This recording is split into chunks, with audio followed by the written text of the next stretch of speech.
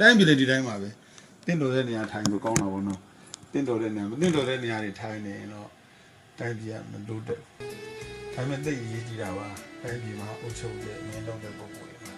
ဆရာကောင်းသမားကောင်းစတာတွေပြီးတာပဲကြံကောင်းရံကောင်းလူတွေကလျာဏမိတ်တာမိတ်ဆွေကောင်းလူတွေ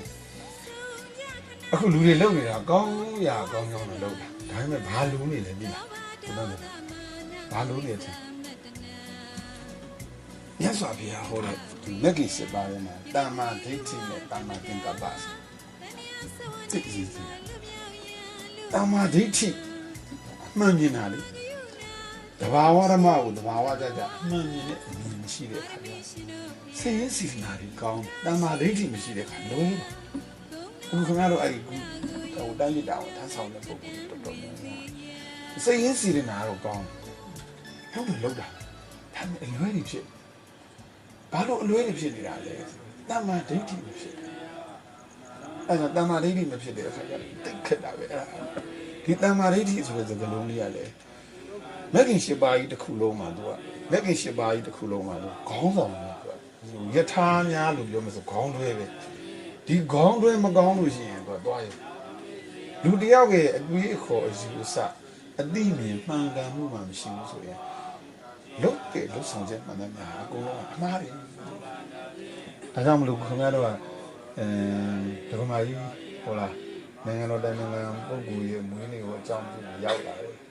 ရွှေတရီမှာရောက်လာတယ်တရားလေးနာရတယ်ဘုံမောတော့တတ်နိုင်ဆုံးဒီအတိအမှန်မြန်မာနှလုံးသွင်းညာနဲ့ဒီမှန်ကန်မှုရသွားလို့ဆိုရင်ခင်ဗျားတို့ဘဝမှာတန်ဖိုးဖြတ်လို့မရတဲ့သူကဤချမ်းမှုသူကငြိမ်းချမ်းမှုသူတမ္မာဒိဋ္ဌိအမြင်မှန်ရတော့တန်ဖိုးမဖြတ်နိုင်ဘူးပေါ့ဘာလို့လဲဆိုတော့သူကအတိအမှန်အမြင်မှန်နှလုံးသွင်းမှန်လေးတစ်ချက်ရသွားလို့ရှိရင်ဒီဘယ်နေရာမှာမဆိုဒီဥဆောင်တဲ့ဥဆောင်မှုလေးမှန်ကန်တဲ့ဥဆောင်မှုအောက်ပါဆိုရင်ချမ်းသာတယ်မှန်ကန်မှုဥဆောင်မှုမရှိရင်မချမ်းသာဘူးတခါတလေဟန်နေနေရနော်တခါတလေဒီဒီချာချာစဉ်းစားရင်ကိုယ့်ဘက်ကတာဝန်မကြည့်ဘဲနဲ့လေဟန်လေးနဲ့ဟိတ်ကလေးနဲ့ဟန်ကလေးနဲ့မန်ကလေးနဲ့နေကြပါတယ်ဟိတ်နဲ့နေလေဟန်နဲ့နေလေမန်နဲ့နေလေဟုတ်တယ်မလားနောက်တစ်ခုရှိသေးတယ်အဆံမဲ့နေလေဟုတ်တယ်မလားနောက်ဆုံးအရေးကြီးတာဉာဏ်နဲ့နေခင်ဗျားတို့ကခုကလူတွေတော်တော်များများအဲ့လိုသိတဲ့ကွဲကွဲပြားပြားခွဲခြားပြီးသိတဲ့လူနဲ့မသိတဲ့လူဘယ်များမဲ့ထင်တယ်မသိရဘူးဟုတ်တယ်မလား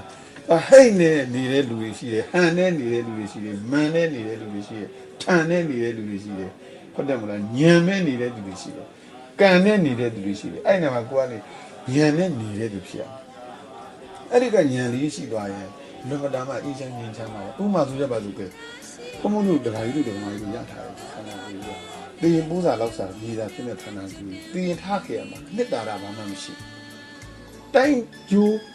ပြည်ကျိုးတွေကိုတကယ်သေးမှုပြီးတော့မှဒီသွားမယ်ဆိုရင်ဘလောက်ဖို့တာဟာဒီလူကြီးတွေခက်ကွာဒီလူတွေခက်သူတို့ခက်သူတို့အတတ်နိုင်ဆုံးသူတို့ကဟိုရောတော့ကောနဲ့သူကအများကြီးထဲမှာဒီလူတွေကတကယ်စိတ်ရင်းစေတနာမှန်နဲ့သူတို့တတ်နိုင်ဆုံးဘက်ကနေပြောင်းလဲသွားပြီးနေသွားနိုင်တာအဟောစရာကောင်းလိုက်တာဘလောက်တမိုင်းလဲကောင်းတာဟုတ်တယ်မလားအမေလည်းဂုဏ်ရှိတယ်အဖေလည်းဂုဏ်ရှိတယ်အစအစရဲ့အကုန်လုံးဂုဏ်ရှိဘယ်လောက်ကြက်တည်ရှိလိုက်မလဲအဲ့ဒီလိုအသိဉာဏ်မျိုးတွေနဲ့နေနိုင်အောင်နေတတ်အောင်ကြိုးစားအခုကတော်တော်များများမသိဘူးဟိုသူများရောင်လို့ရောင်အမောင်တောင်မှမြောင်မှမသိဘူးဆိုတဲ့ဟာကြီးအများကြီးလေဘုန်းဘုန်းတို့ငငယ်တော့စာသင်ခဲ့ရတယ်မို့လားဟိုထမ်းရွက်လေးအောက်မှာယုံလေးအိတ်နေရလေအုတ်ရှိသေးရဲ့ပြူကြတော့မိုးပြိုပြီးဆိုထွက်ပြရမို့လားမိုးပြိုပြီးထွက်ပြီးတဲ့ခါကျတော့ဘယ်သူတွေလိုက်လာအောင်နောက်ကတော်ရတဲ့လိမ့်စံနေအကုန်လိုက်တာဘာမှလည်းမသိပဲနဲ့မေးလည်းမမေးဘူးမစူးစမ်းမစင်ကျင်ပဲနဲ့တခါတည်းနဲ့ရှိရပြရနဲ့နောက်ကအကုန်လိုက်ကြတာအခုလဲဘာထူးလို့တော်တော်များများလေတော်တော်များများနေရာတွေမှာစူးစမ်းစင်ကျင်မှုတွေပါအလုံးမတန်မှာအားနေအဲ့ထဲမှာဟိုရွှေစီမှာရောက်ဖူးတဲ့ဒီလိုတရားနာပြီးမပါဘူးဒကာကြီးတို့ဒကာမကြီးတို့ဒီမပါဘူးတိတ်ဘူးနံပါတ်1ဒကာကြီးတို့ဒကာမကြီးတို့ကနံပါတ်1ကိုယ်တိုင်စိတ်ချမ်းသာအောင်နေတာကိုယ်တိုင်အတိမှန်အမြင်မှန်နှလုံးသွင်းမှန်ပဲကိုယ်တိုင်စိတ်ချမ်းသာဆိုတာနေတတ်ရမယ်အဲ့ဒီလိုအတိမှန်အမြင်မှန်နှလုံးသွင်းမှန်နဲ့နေပြီးစိတ်ချမ်းသာဆိုတာနေတတ်ပြီဆိုမှခင်ဗျားတို့တိုင်းပြည်ကိုချမ်းသာအောင်ခင်ဗျားတို့ကအကျိုးဆောင်နိုင်မှာ ကိုယ်တိုင်စိတ်တွေဆင်းရဲပြီးမှတိုင်းပြည်ကိုချမ်းသာအောင်လုပ်နိုင်မယ်ဆိုတာမဖြစ်နိုင်ဘူးနော်ခေါင်းဆောင်တဲ့ဥဆောင်တဲ့တိုင်းတကယ်ကိုတိုင်းပြည်ကိုခေါင်းဆောင်တဲ့ဥဆောင်တဲ့ပုဂ္ဂိုလ်တွေကမိမိကိုယ်တိုင်တကယ်ကိုစိတ်ချမ်းသာမှတော့ချမ်းသာတာတွေပြီးနိုင်ပါလိမ့်အရင်တော့ဝဲစည်းရောင်းတယ်လို့ပေါ့ဝဲပြောက်စီးတွေရမယ်ဝဲပြောက်စီးတွေရမယ်ဟိုရထားတွေပေါ်မှာလိုက်အော်နေဝဲပြောက်စီးတွေရမယ်ဝဲပြောက်စီးတွေရမယ်ဆိုတော့လူတယောက်ကမိတယ်ဟဲ့ကလေးမင်းလက်ကဘာတွေလုံးဆိုဝဲတွေလေဝဲတွေပေါက်နေတဲ့ကလေးကဝဲပြောက်စီးရမယ်အဲ့တော့လူတယောက်ကစိတ်ဆင်းရဲအခုတခါကြီးတို့လွတ်တော်မှတ်တွေကပဲစိတ်ဆင်းရဲနေတဲ့လွတ်တော်မှတ်ကတိုင်းပြည်ချမ်းသာအောင်လုပ်မယ်ဆိုတာဖြစ်နိုင်မလားမဖြစ်နိုင်ဘူးလုံးဝမဖြစ်နိုင်သူတို့ကိုယ်တိုင်ချမ်းသာတဲ့ဤစနစ်ကိုတည်ရသူတို့ကိုယ်တိုင်ချမ်းသာတဲ့ဤစနစ်ကိုတည်မှအဲ့ချမ်းသာတဲ့ဤအတိုင်းလေးသူတို့ကိုယ်တိုင်လည်းနေသွားမှအဲ့ကြတဲ့အခါကျမှသူကဟိုဆင်းရဲတဲ့သူကချမ်းသာမပေးနိုင်ဘူးအခုတခါကြီးတို့ဟိုလဲဟိုတည်မှာပါပဲဒီကွန်မန်းတွေမှာ Facebook တွေမှာ line တွေပေါ်မှာတက်လိုက်ရင်ကွန်မန်းတွေရေးထားအောက်ကနေရေးတာဖုံးမောတော့ကွန်မန်းပြီးခဲ့တယ်ပြီးရင်လည်းနှစ်ကလေးလောက်ပြီးတာပေါ့လေအဲ့တော့သူတို့ရေးကြတယ်တခါနဲ့ဟာမကောင်းချောင်းတွေပြောတာပေါ့နော်အဲ့တကယ်တမ်းအဲ့မကောင်းချောင်းတွေသူတို့ပြောနေတာ तू ကရင်ထဲကခံစားပြီး तू ရေးတာဒါပေမဲ့ तू မသိလိုက်တာရှိတယ်အော်သူ့ရဲ့စိတ်ထဲသူ့ရဲ့နှလုံးသားထဲမှာမကောင်းတာတွေရှိနေပါလားဆို तू မသိဘူးဖုံးမဦးတန်းစင်ကိုဦးတန်းစင်ထုံးဝေးပါမယ်ပေါ့မကောင်းတဲ့အမြင်မကောင်းတဲ့အတွေးနဲ့ဝေးပါမှာနော်ဝေးပါမယ်ဆိုတော့ပဲဖုံးမဦးတန်းစင်ထုံးကိုမကောင်းတာနဲ့ဝေးပါမယ်ဆိုလို့ရှိရင်ဖုံးမစီမှာအကောင်းရှိလို့လားမကောင်းရှိလို့ဖုံးမကဘာနဲ့ဝေးပါနာမကောင်းရှိတော့ဘာနဲ့ဝေးပါနော်မကောင်းတာနဲ့ဝေးပါနာဟုတ်တယ်မလားအကောင်းရှိမှအကောင်းနဲ့ဝေးပါရဖြစ်မှာလေမကောင်းရှိရင်မကောင်းတာနဲ့ပဲသူကဝေးပါရဖြစ်တော့မှာလေအဲ့တော့ခုအဲ့ဒိုင်းမွာတွေကြည့်လိုက်လို့ရှိရင်သူကသူ့အမြင်တွေပဲလေအဲ့ကြောင့်ဘုံဘုံကအမြဲတမ်းပြောပါတယ်။အိုးလို့အမြင်မကောင်းရင်ဘယ်တော့မှအကောင်းမမြင်ဘူးကွာလို့အမြင်ကောင်းမှအကောင်းမြင်တာ။အခုလူတွေအကောင်းကိုမမြင်တတ်တာလေ။ဘုံဘုံကတော့နှစ်ဖက်ကိုမျှတာတာလေးတွေပြောအနှစ်တာတာလေးတွေဘုံဘုံကဟိုကြည့်ပါတယ်တော်တော်များများသူကလူတွေကငါမှန်သူမှားတွေမျာ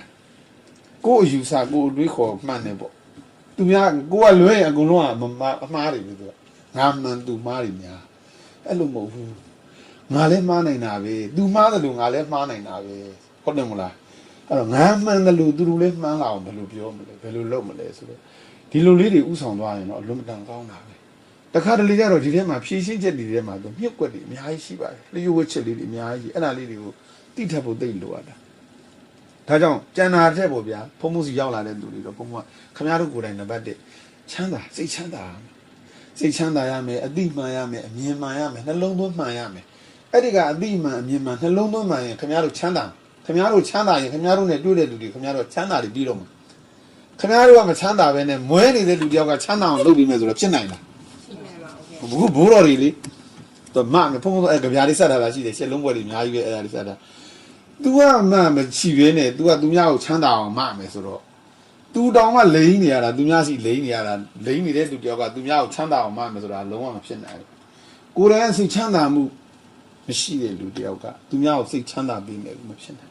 အဲ့တော့ဒကာကြီးတို့ဒကာမကြီးတို့လူတွေအကုန်လုံးကနံပါတ်1စိတ်ချမ်းသာအဲ့ချမ်းသာတွေခင်ဗျားတို့ကိုယ်တိုင်ချမ်းသာအောင်နေနိုင်ပြီလွတ်တော်မှတ်တွေအများကြီးတော်တော်များများချမ်းသာအောင်နေနိုင်ပြီချမ်းသာအောင်နေတတ်ပြီဆိုရင်တော့တိုင်းပြည်ချမ်းသာတော့မှာလွတ်တော်မှတ်တွေကချမ်းသာအောင်မနေတတ်သေးဘူးကလေးကလားဆန်တော့မရှိသေးတယ်ရန်ဖြစ်တော့မရှိသေးတယ်အဆိုးပဲမြင်နေတယ်အကောင်းမမြင်တတ်သေးဘူးဆိုရင်တိုင်းပြည်လွတ်တတ်သေးဘူးအဲ့ဒါခင်ဗျားတို့ကိုယ်တိုင်တကယ်ချမ်းသာမှသဘောထားကြီးနဲ့ခွန့်လွတ်နိုင်မှလေဟုတ်တယ်မလားအဲ့စိတ်ဓာတ်လေးတွေသိအရေးကြီးတာဒါကြောင့်မလို့တမ္မာဒိဋ္ဌိဆိုသိအရေးကြီးတာဆရာကောင်းသမားကောင်းတဲ့လူတွေဆိုတာဒီတမ္မာဒိဋ္ဌိမရှိသေးသမျှကာလပတ်လုံးကတော့အမီးမောက်ကိုမတည်ဘူးဟုတ်တယ်မလားတခါတလေကျတော့ဒီအတိမှန်အမြင်မှန်လေးမရလိုက်တာနဲ့ကိုလမ်းလွဲသွားဘုံဘုံတို့လို့ရှိရင်ဒီဟိုဟာကျေးဇူးရှင်ဘူချင်းဆရာတော်ဘုရားကြီးရှိတော့ဟိုအထူးစည်းရင်းစီအဖွဲ့ဆိုတာဥကျော်စင်တို့သူကအထူးစည်းရင်းစီအဖွဲ့ဆိုတာရင်တော့ဒီပြင်မနာလာပြီးစစ်ရတာဟိုနေပြီးတော့မဖြစ်သေးဘူးလာစစ်တော့ဆိုတို့ဟိုကာကြီးတစ်စီးနဲ့လာတဲ့ခါကျတော့အဲ့ဒါကိုဟိုဟာကဟိုဆရာတော်ရက်နေပြီးတော့မှမင်းတို့ဟဲ့ကျော်စင်ဘုရားဟိုက်ဘက်မှာရွှေစည်းဆိုတာရှိတယ်အဲ့เจ้าကိုရောက်အောင်သွားလိုက်အောင်ဆိုတော့အဲ့မှာတို့လာကြအုပ်လိုက်ကြည့်ပဲဟိုရန်ကုန်ကအဖွဲ့တွေရန်ကုန်ကနေပြီးတော့အထူးစည်းရင်းစီပေါ်လာတော့အဲ့ဒါရောက်လာတဲ့ခါကျတော့ လူချင်းဆရာတော်ကြီးကလွှတ်လိုက်တာလေရွှေသီကိုရောက်အောင်သွားဆိုရောက်အောင်သွားလိုက်အဲ့ဘုံဘုံနဲ့တရားတွေပြောတာတရားတွေပြောတဲ့ခါကျတော့ဘုံဘုံကပြောတယ်လူတိုင်းအားလုံးမနဲ့မိုးတော့အလင်းရောက်မျက်စိနှလုံးဖွင့်တဲ့အချိန်ကနေမျက်စိနှလုံးမှိတ်တဲ့အချိန်ထိအောင်ဘာရှာကြတာတော့ဘုံဘုံမိကုန်းလေးပြီးတာခင်ဗျားတို့ဘာရှာလဲထင်တာသူကအမျိုးစုံဖြေမှာသူကမျက်စိနှလုံးသူကဖွင့်ပြီးတော့မှသူကမျက်စိနှလုံးမှိတ်ပြီးအိပ်ပျော်တဲ့အချိန်ထိအောင်ရှာနေကြတာနော်ဘာရှာဟမ်သူကဟိုအဖြေတွေပြောမယ်ဆိုရင်လေခုနတက္ကမကြီးပြောတယ်စာဝတ်နေရေးစီဝါရေးကျမ်းမာရေးနိုင်ငံရေးဟောလာဘာသာရေးသာသနာရေးပေါ့နော်ဒါလည်းအများကြီးပေါ့လေဟဲ့မဟုတ်သူကအဲ့ဒါတွေချုပ်လိုက်စိတ်ချမ်းသာမှုရှာစစ်မှန်သောဘဝစိတ်ချမ်းသာမှုရှာအဲ့ဒါကစစ်မှန်တဲ့စိတ်ဘဝစိတ်ချမ်းသာမှုကဘယ်မှာရှိသလဲစစ်မှန်တဲ့ဘဝစိတ်ချမ်းသာမှုကငွေရှိုံနဲ့ရမလားယာရုအာနာရှိုံနဲ့ရမလားအခုခင်ဗျားတို့ကလွတ်တော်မှတ်တွေဖြစ်နေပါပြီတဲ့စိတ်ချမ်းသာမှုအစစ်မှန်တကယ်ရတာရဘူးလေတခါလေကိုကတိုင်းပြည်ကောင်းအောင်လုပ်ပါတယ်ဆိုမှကန့်လန့်လုပ်တဲ့လူတွေကထပြီးတော့ဟိုလုပ်တဲ့ခါကျတော့ကောင်းအောင်ကိုကအဆူတင်သူတွေလိုက်ဖြစ်တဲ့လူကဖြစ်တယ်ကိုကဘယ်နဲ့လုံလုံးတဲ့ဟုတ်တယ်မလားအဲ့တော့ရှားနေကြတာကအနှစ်ချုပ်လိုက်လို့ရှိရင်စစ်မှန်သောဘဝစိတ်ချမ်းသာမှုရှားနေကြအဲ့ဒီကစစ်မှန်တဲ့ဘဝစိတ်ချမ်းသာမှုရှားနေကြတယ်ဆိုလို့ရှိရင်စစ်မှန်တဲ့ဘဝစိတ်ချမ်းသာမှုကဘယ်မှာလဲယာရုလားအာနာလားရွှေလားငွေလားအဲ့ဒါကြီးလည်းမရှိဘူးအဲ့တော့ဘုံကတခုချင်းချပြတယ်စစ်မှန်တဲ့ဘဝစိတ်ချမ်းသာမှုဘယ်မှာရှိမလဲကွာလို့ရှာကြည့်သန်းလို့ဆိုသူတို့ရှာခိုင်းတာပေါ့ရှာခိုင်းတာတော့အကြာကြီးပဲလေအဲ့ဥစ္စာကိုခေါ်ရင်ဘုံတော်တော်ကြာတာပေါ့နော်တခုချင်းထောက်ပြရင်လေအဲ့ဘုံကအနှစ်ကလေးကိုလူရင်းလေးကိုပြောမှာပါအဲ့တော့စစ်မှန်တဲ့ဘဝစိတ်ချမ်းသာမှုဘယ်မှာရှိမလို့ဆိုဟိုထဲလည်းမရှိဘူးဒီထဲလည်းမရှိဘူးဟိုမှာလည်းမရှိဘူးဒီမှာလည်းမရှိဘူးစစ်မှန်တဲ့ဘဝစိတ်ချမ်းသာမှုကအသိဉာဏ်ရှိမှစစ်မှန်တဲ့ဘဝစိတ်ချမ်းသာမှုဆိုတာအသိဉာဏ်ရှိမှစစ်မှန်တဲ့ဘဝစိတ်ချမ်းသာမှုရအသိဉာဏ်မရှိသမျှကာလပါလို့စစ်မှန်တဲ့ဘဝစိတ်ချမ်းသာမှုရနိုင်အဲ့လိုဆိုရင်ခင်ဗျားတို့ဖုံဖုံပြောတာကိုလက်ခံသလားဘုံကသူတို့မေးတာပေါ့စစ်မှန်တဲ့ဘဝစိတ်ချမ်းသာမှုရှိမှစစ်မှန်စစ်မှန်တဲ့အသိဉာဏ်ရှိမှစစ်မှန်တဲ့ဘဝစိတ်ချမ်းသာမှုရမယ်ဆိုတာခင်ဗျားတို့လက်ခံလားခံလာ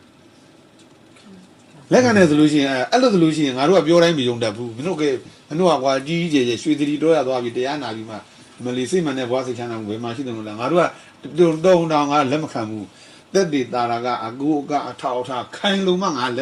က်ခံမှာအဲ့လိုဆိုမြင်စိတ်မှန်တဲ့ဘဝစိတ်ချမ်းသာမှုအသိဉာဏ်ရှိမှရမယ်ဆိုရင်ငါ့ကိုသက်တည်ပြဆိုဘယ်လိုပြမလဲစဉ်းစားကြတယ်တော့ကောင်းတာနော်အဲ့ဘယ်တော့မှဆိုဒကမာကြီးတို့အဲ့အကြောင်းအကျိုးလေးတွေရှားမှာဗျဒါမြတ်စွာဘုရားရဲ့တရားတွေကအကြောင်းတိုင်းပြည်တိုးတက်ဖို့ဆိုတာအဲ့လိုအကြောင်းလေးတွေတိတ်လိုအပ်တာပါပဲအဲ့လူကြီးတွေရောလူငယ်တွေရောအခုလူတွေထင်းနေတာလွတ်တော်မှတ်တွေကြီးပဲထင်းနေတာဒီခင်ဗျားတို့ဒီလွတ်တော်ရုံကလူတွေကြီးထင်တယ်မဟုတ်ဘူးတနိုင်ငံလုံးပြောင်းရမယ်ဟာတွေအများကြီးစိတ်ဓာတ်တွေအသိဉာဏ်တွေဟုတ်တယ်မို့လားအဲ့ဒါတွေအကုန်လုံးပြောင်းနိုင်လေကောင်းတယ်အကုန်လုံးလူတိုင်းကိုယ်စီကိုယ်ငါသိကြရင်ကောင်းသူကလှည့်ချတော့ရှိသေးရဲ့လေငါတို့တိုင်းပြည်မွဲတာမင်းတို့အုပ်ချုပ်လက်ကောင်းနေညာလို့သူကအဲ့လိုငါတို့ညာလို့ဆိုတာမပါဘူးနော်ငါတို့တတ်နိုင်တဲ့ဘက်ကငါတို့ကလည်းပြုပြင်ရမယ်ပြောင်းလဲရမယ်ဆိုတဲ့စိတ်ထားမျိုးလေးတွေများထည့်ပြီးပြောင်းလိုက်ရင်ဘယ်လောက်ကောင်းလိုက်မလဲဟုတ်တယ်မို့လားအဲ့ဒါကြတော့ तू ကမပါဘူးအဲ့ဒါနဲ့ဘုံကအကြောင်းအကျိုးလေးတွေအဲ့လိုလေးတွေဆက်ပြတော့ကဲစစ်မှန်တဲ့ဘဝစိတ်ချမ်းသာမှုလူတိုင်းကရှားနေကြတာလို့မနဲ့မိုးတော့အလင်းရောက်တဲ့ချိန်ကနေပြီးမျက်စိနှလုံးပဲအိတ်တဲ့ချိန်ဒီအောင်စစ်မှန်တဲ့ဘဝစိတ်ချမ်းသာမှုရှားတာခုနပြောတဲ့စာဝတ်နေရေးစီးပွားရေးကျန်းမာရေးဘာညာရေးအများကြီးပေါ့ဗျာအနှစ်ချုပ်လိုက်တော့ချမ်းသာမှုစစ်မှန်တဲ့ဘဝစိတ်ချမ်းသာအဲ့တော့စစ်မှန်တဲ့ဘဝစိတ်ချမ်းသာမှုကဘာရှိမှချမ်းသာမှာလဲအဲ့ဒါ तू ကမေးပြီပေါ့ဟောအသိဉာဏ်ရှိမှချမ်းသာမှာစစ်မှန်တဲ့ဘဝစိတ်ချမ်းသာမှုကအသိဉာဏ်ရှိမှစစ်မှန်တဲ့ဘဝစိတ်ချမ်းသာမှာအဲ့တော့ဆိုလို့ရှိရင်အသိဉာဏ်ရှိမှဆိုရင်မင်းပြောတိုင်းယုံရမှာလားငါ့ကိုတက်တည်ပြတက်တည်တာရကပြအထောက်ထားပြအဲ့ဆိုအဲ့လိုမှတက်တည်တာရကမပြလို့ရှိရင်သူတို့ဒီကောင်းတွေလူငယ်တွေမယုံဘူးတော်တော်များများသူကျောင်းသူကျောင်းသားတွေဘွေရခိပညာတက်ကလေးတွေလူငယ်တွေတော်တော်များများမယုံကြည်ကြဘူးလေအဖုံးကတက်တည်ပြမယ်လေဖုံးကြီးတစ်ပါးကိုကြည်ညိုပူးွယ်မယ်နော်အတ္တဆန်တယ်အစွဲကြီးတဲ့ဉာဏ်နေတဲ့ဘုန်းကြီးကိုကြည်ညိုပူးွယ်ရတာနဲ့အတ္တမဆန်အစွဲမကြည့်ဘူးအတိဉာဏ်ပညာနဲ့ပြည့်စုံတဲ့ဘုန်းကြီးကိုကြည်ညိုပူးွယ်ရတာနဲ့ခင်ဗျားတို့ဘယ်ရစိတ်ချမ်းသာရှင်သိကြလားအဲ့နောက်တစ်ခုသူကအတိဉာဏ်ရှိတဲ့ယောက်ျားကိုလင်သားတော်ရတာနဲ့အတိဉာဏ်မရှိတဲ့ယောက်ျားကိုလင်သားတော်ရတာဘယ်ရစိတ်ချမ်းသာမလဲထင်လို့ အသိဉာဏ်ရှိတဲ့မိန်းမကိုမရတော်ရတာနဲ့အသိဉာဏ်မရှိတဲ့မိန်းမကိုမရတော်ရတာဘယ်ကစိတ်ချမ်းသာမလဲကဲအသိဉာဏ်ရှိတဲ့တိုင်းပြည်အုပ်ချုပ်တဲ့ပုဂ္ဂိုလ်ကအသိဉာဏ်ရှိတဲ့တိုင်းအုပ်ချုပ်တဲ့တိုင်းပြည်မှာနေရတာနဲ့အသိဉာဏ်မရှိတဲ့သူအုပ်ချုပ်တဲ့တိုင်းပြည်မှာနေရတာဘယ်ကစိတ်ချမ်းသာမလဲဒါအကျယ်ကြီးပဲလေတရားရောချက်တွေးလိုက်လို့ရှိရင်အများကြီးပဲနော်သူရက်ွက်ဟုတ်တယ်မလားအသိဉာဏ်ရှိတဲ့အုပ်ချုပ်ရေးမှုလူကြီးဖြစ်နေရင်တကယ်တိုးတက်တာတော့ကိုယ်တန်းတယ်တော့အသိဉာဏ်မရှိတဲ့လူအုပ်ချုပ်နေရင်ခင်ဗျာစိတ်ပြည့်စရာကြီးအမီးမောက်ကိုမတည်ဘူးမီးမောက်မတည်တဲ့ပြင်ရာဆုံးမှုပါသူပြောလားဟုတ်တယ်ဘက်တွေလိုက်လိုက်လေလက်တွေစားလိုက်လေသူနဲ့တဲ့လူပြန်နှောက်ပေးလိုက်အဲ့လိုနေနဲ့ဆိုတော့ပြဿနာတွေကအများကြီးအဲ့တော့အသိဉာဏ်ဟာသိအရေးကြီးတာပဲအဲ့ကြတော့မှအဲ့ကရန်ကုန်ကအဖွဲလှုပ်ကိုမလှုပ်ဘူးသူတို့ဟုတ်တယ်ဖေနှောတဲ့အဲ့တော့စစ်မှန်တဲ့ဘွားစိတ်ချမ်းသာမရဘူးဆိုတော့အသိဉာဏ်ရှိဖို့သိအရေးကြီးတာလို့အသိဉာဏ်ကိုတက်တည်တာရကပြငါတို့ကတော့ပြောတိုင်းမယုံဘူးဆိုရင်တက်တည်တာရကပြပါဆိုရင်အဲ့ဒီကအသိဉာဏ်ဟာတက်တည်တာရကပြမှာပဲလို့အဲ့ဒါဆိုအသိဉာဏ်ရှိအောင်ဘုန်းတို့ဘာလုပ်မလဲစဉ်းစားကြရနော်ကဲစစ်မှန်တဲ့ဘွားစိတ်ချမ်းသာမှုကအသိဉာဏ်ရှိမှရမှာဟုတ်ပြီအဲ့လိုဆိုအသိဉာဏ်ရှိအောင်ဘာလုပ်မလဲစကလုံးလေးကနှလုံးအသိရဲ့ဉာဏ်စကလုံးကနှလုံးစားတော့သုံးလုံးပေါ်အသိဉာဏ်လေအသိနဲ့ဉာဏ်နဲ့ဆိုတော့အသိကအကြောင်းဉာဏ်ကအကျိုးဟောအဲ့လိုဆိုလို့ရှိရင်သူကဉာဏ်အသိဉာဏ်ရှိဖို့ဆိုလို့ရှိရင်သူကဉာဏ်ရှိဖို့ဆိုရင်အသိရှိရအသိရှိမှဉာဏ်ရှိမယ်ဉာဏ်ရှိမှစစ်မှန်တဲ့ဘဝစိတ်ချမ်းသာမှုရမယ်ဟုတ်တယ်နော်ဒါဟိုကြမှာကိုယ့်ကိုစဉ်းစားဖို့ယူယူလေးအဲ့တော့စစ်မှန်တဲ့ဘဝစိတ်ချမ်းသာမှုရှားနေကြတဲ့လူသားတိုင်းအတွက်ကအသိဉာဏ်လိုတာပဲအဲ့တော့ပထမဆုံးစစ်မှန်တဲ့ဘဝစိတ်ချမ်းသာမှုရခြင်းဉာဏ်ရှိအောင်ကြိုးစားဉာဏ်ရှိဖို့ဆိုအသိရှိအောင်ကြိုးစားအသိရှိဖို့ဆိုတတိလိုအပ်တာလေတတိရှိမှအသိရှိမယ်အသိရှိမှဉာဏ်ရှိမယ်ဉာဏ်ရှိမှစစ်မှန်တဲ့ဘဝစိတ်ချမ်းသာမှုရမယ်ဆိုတော့အဲ့ဆိုတတိကလည်းဒီတတိကတည်းကရေးကြည့်တာဘာတတိတော့ဟောတာမတတိမိစ္ဆာတတိမှလေတနပြည့်မဲ့ကောင်ကတနပြည့်မဲ့ကောင်လို့ဆိုတာတတိထားတယ်သူကပြည့်မှတ်နဲ့ပြည့်မဲ့ဟာတဲ့မတဲ့ငါးများတဲ့ကောင်သူဖော်တုံးလေးနှစ်မိနစ်သူတတိထားရတာလေဒါတွေကမိစ္ဆာတတိဖုံဖုံတို့ကတာမတတိဖြစ်ရမှာဟောတတိရှိဖို့လိုအပ်တယ်ဟုတ်ပြီတတိအဲ့ဒီကတတိထားမှအတိများမှဉာဏ်ဖြစ်ပြီးစစ်မှန်တဲ့ဘဝစိတ်ချမ်းသာမှုရအခုခင်ဗျားတို့ရောက်လာတယ်ဆိုဖုံဖုံမှုစီရောက်လာတယ်ဆိုဒီလိုတရားလေးနားလဲရတော့ကိုယ့်ဘဝရဲ့အေးချမ်းငြိမ်းချမ်းမှုချမ်းသာမှုအစစ်မှန်ရမှာခင်ဗျားတို့ကချမ်းသာတဲ့အတွေးခေါ်တွေချမ်းသာတဲ့အဆုံးဖြတ်တွေချမ်းသာတဲ့အဆိုးတင်သွင်းမှုတွေချမ်းသာတဲ့လက်ခံမှုတွေနဲ့တိုင်းပြည်တိုးတက်မှာဒီတိုင်းသာနေခင်ဗျားတို့ချမ်းသာဘူးလေဟုတ်တယ်မို့လားအဲ့လိုဆိုရင်အဲ့ကချမ်းသာဖို့ဆိုတော့နောက်ဆုံးအတိအဲ့ဒီအတိကလည်းဘယ်လိုအတိလဲဟောဘယ်လိုတတိလဲဘယ်လိုအတိလဲအဲ့မှာလူတွေမျက်စိတွေလဲနေတာခုကဖုံဖုံတို့လူအများစုတွေမျက်စိလဲနေတာမပြောနဲ့ဖုံဖုံတို့ဖုံတို့လိုဖုံကြီးတွေတရားပြတဲ့ပုံကိုယ်တွေတချို့ပေါ့အားလုံးမဆိုလို့တချို့ဆိုရင်အဲ့လိုပဲမျက်စိတွေလဲနေတာဥပမာဆိုကြပါစို့ကတရားအားထုတ်လို့ရှိရင်ခန္ဓာ၅ပါးယုံနာ၅ပါးရဲ့ဆုံးရချုပ်ရကင်းရကုံရချုပ်ရနိဗ္ဗာန်လို့ကြားဘူးလေအဲ့ဒါဆိုခန္ဓာ၅ပါးကိုမချုပ်ချင်ဘူးလားလို့မေးရင်ဘယ်လိုပြောဒီခန္ဓာ၅ပါးရှိတာဒုက္ခလားဒုက္ခလားမေးရင်ဘယ်လိုဖြေမလဲဒုက္ခပါသိကြလို့လားအဲ့မှာလွဲတာသူကဒီခန္ဓာကြီးရှိတာဒုက္ခပါလို့ဖြေလိုက်လို့ရှိရင်သူကလွဲတာသူကဘာလို့လွဲတာလို့သိလားဒီခန္ဓာကြီးကဒုက္ခဆိုပေမဲ့ဒီဒုက္ခကိုဘုရားကဒီဒုက္ခကပယ်မရတဲ့တဘာဝဒုက္ခဒီဒုက္ခကိုမြင်ဖို့ဘုရားပွင့်လာတာမဟုတ်ဘူးဒီဒုက္ခကတော့ဘုရားမပွင့်လေဒီဒုက္ခကရှိဖျားလိုချင်တာကဒီဒုက္ခကိုမဟုတ်ဘူးသူကအာယုံအာတဝဥပါဒဏ်နဲ့ခန္ဓာဒုက္ခကိုမြင်စေခြင်းလားအဲကြောင့်ဘုံဘုရားဟိုမန္တလေးတိုင်းမြင်းညံခရင်တောင်သာမြို့နယ်ဇေကြီးကြီးရွာဘုံဘုံရဲ့ဇာတိရွာကိုသွားတရားဟောတော့ခင်ဗျားတို့ခန္ဓာ၅ပါးယုံနဲ့၅ပါးရှိတာချမ်းသာလားဆင်းရဲလားဆင်းရဲပါတယ်ဖေမချုပ်ချင်ဘူးလားချုပ်ချင်ပါတယ်ဖေမငြိမ်းချင်ဘူးလားငြိမ်းချင်ပါတယ်ဖေနေပြလို့လိုက်ခဲ့လို့ငါမိသိကျုပ်တဲ့ထည့်ပြီးမေးလို့လို့စဉ်းစားနေရကောင်းတာလေဒီခန္ဓာကြီးကဒုက္ခပါဆိုကဲမိသိကျုပ်တဲ့ထည့်ပြီးမေးလေလို့ဆိုတော့မိတ္တကျူရဲထည့်ပြီးပြာဖြစ်သွားမှာလေချုပ်သွားမှာလေဒါပေမဲ့အဲ့အချုပ်ကြတော့လူတွေကြိုက်လားမေးရင်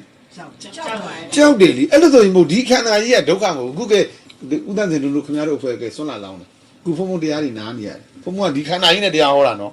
်ခင်ဗျားတို့ကဒီခန္ဓာကြီးနဲ့တရားနာတာဒီခန္ဓာကြီးနဲ့ခင်ဗျားတို့ကုသိုလ်တွေလုပ်နေတာလေဟုတ်တယ်မို့လားအဲ့တော့ဒီခန္ဓာကြီးနဲ့ကုသိုလ်တွေလုပ်နေရတော့ကဲဒီခန္ဓာကိုယ်ကြီးကသူကအနှစ်သာရမရှိတဲ့ခန္ဓာလားအနှစ်သာရရှိတဲ့ခန္ဓာလားမေးဘယ်လိုဖြစ်မလဲ ကုသိုလ်တွေလုံးနေရတယ်လေအနှစ်သာရမရှိဘူးဆိုတာကသေသွားတဲ့လူတွေလေအဲ့ခန္ဓာကိုယ်ကြီးရတာအနှစ်သာရမရှိဒီခန္ဓာကိုယ်ကြီးအဲ့ဒါကိုအခုလူတွေကတချို့လူတွေလွဲနေကြတာလေဒီခန္ဓာကိုယ်ကြီးကအနှစ်သာရမရှိဘူးလေဟာအပါကွာလူဒီခန္ဓာကိုယ်ကြီးနဲ့စားနေတာစားနေရတာကိုနေကြလို့နေနေရတာကိုဟုတ်တယ်မလားအဲ့အကုန်လေးနဲ့ဖွင့်ပြီးခုတရားတွေနားနေရခင်ဗျအနှစ်သာရမရှိဘူးလို့ကဲခင်ဗျဘယ်သူပြောနိုင်မလို့ကဲ